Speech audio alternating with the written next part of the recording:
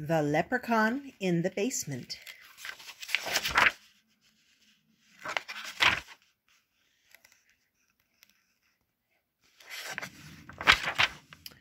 O'Leary was a leprechaun. A long time ago he had come from Ireland stowed in a trunk. Now he lived in the basement of a house in Chicago. He led a quiet life. Sometimes he read the newspapers in the recycling bin. Most of the time he just sat by his pot of gold coins, polishing them. He loved his gold. Still, once in a while he felt a little bored. He thought that when he lived in Ireland he used to do something else, but he couldn't remember what. "Perhaps I'm just getting old," he would say to himself, for although leprechauns never die, they do get older. Michael McKeever was the boy who lived in that house, although he didn't know O'Leary was there. It was St. Patrick's Day. That meant it was almost spring, almost time for baseball season to begin. Michael pulled his last year's baseball shoes from under the bed. He tried them on. His big toes jammed against the ends. The soles had begun to peel away. Michael's heart sank. He couldn't play ball in these shoes, but how could he ask his mom and dad for new ones? For the McKeevers were down on their luck. Michael's dad had lost his job at the computer company, and Michael's mom said they had to make do. Every day, Mr. McKeever searched for another job. At night, he came home looking sad and plunked himself in front of the TV. He never said, "Hey, Mike, let's go out and throw a few," the way he used to. "Michael," his mother called, "could you get my big pot? It's in the basement by the recycling bin." "Sure, Mom." His mom was making her special St. Patrick's Day dinner, corned beef with potatoes and cabbage. She said it might lift his dad's spirits. Michael trudged down to the basement. As he neared the washing machine, he heard a strange noise. Someone was singing. "When Irish eyes are smiling, sure it's like a morning spring. In the lilt of Irish laughter, you can hear the angels sing." Michael peeked around the furnace. There, in the recycling bin, was a tiny old man. He jumped up and stared at Michael. Michael blinked. The little man looked exactly like the pictures of the wee folk he'd seen in a book about Ireland. "Are you a leprechaun?" he asked. O'Leary scowled. He had a bit of a temper. "Well, I'm not from outer space." Michael pointed to a bowl with something sparkling in it. "What's that?" he asked. "My gold, of course." "Michael, I'm waiting," his mother called. "Coming, Ma." Michael grabbed his mother's pot. "I'll be back," he whispered to the leprechaun. "I was afraid of that," muttered O'Leary, because suddenly he knew his life would never be the same again. At supper, Michael's dad just picked at the corned beef and cabbage. Michael could hardly eat either. He couldn't wait to talk to the leprechaun again. But after the dishes were washed, his father went down to the basement to check on the hot water tank, and there was no chance. In bed, Michael couldn't sleep. A leprechaun with a pot of gold. Why, that gold could buy all sorts of things.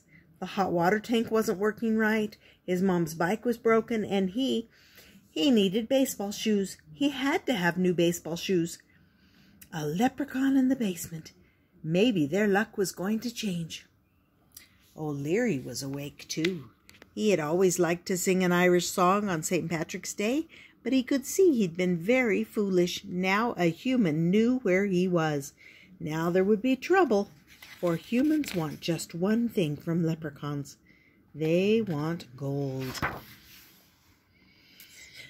The next day, Michael raced home from school. His folks weren't home yet, so the coast was clear. The leprechaun was waiting. "Listen," said Michael, "my dad lost his job and the hot water tank isn't working and my mom's bike is broken and I need baseball shoes." He held out his old shoes. "'Tis a pity," said O'Leary, "but what can I do?" "You could give us some gold." O'Leary sighed. "Could you give up playing baseball?" Michael shook his head. "No way. I love baseball." "You're a smart lad. Then you understand why leprechauns cannot give up their gold." "But that doesn't make sense. You have so much." "Some things don't make sense," O'Leary said, "and still they are true." "Leprechauns are supposed to be lucky," Michael protested. "I don't know about luck," said O'Leary, his voice rising, "but you're not getting one gold coin."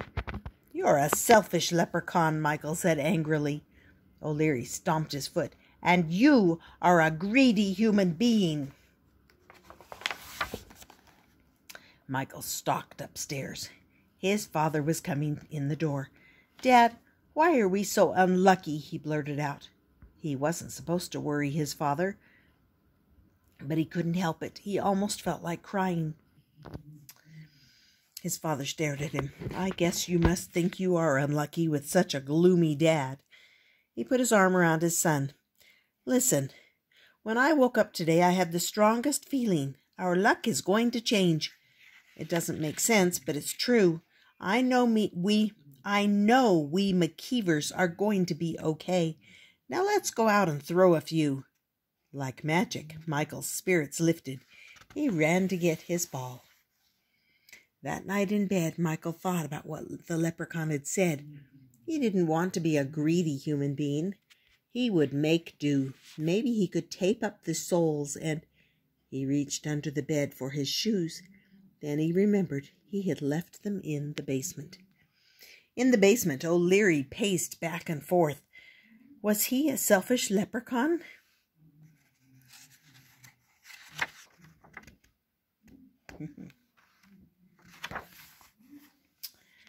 He stared at the baseball shoes. The stitching was poorly done.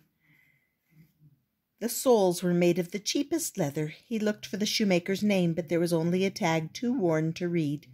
"Sure and begorra, I could have made a better shoe myself," he thought.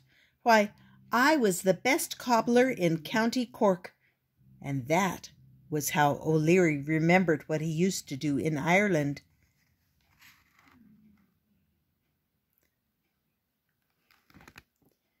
O'Leary's shoe repair. The next morning, when Michael McKeever stretched in bed, he felt something heavy on his legs. He sat up. There on the blanket was the most beautiful pair of baseball shoes he had ever seen. They were green with excellent thick soles and good gripping spikes. On the toes were tiny gold shamrocks.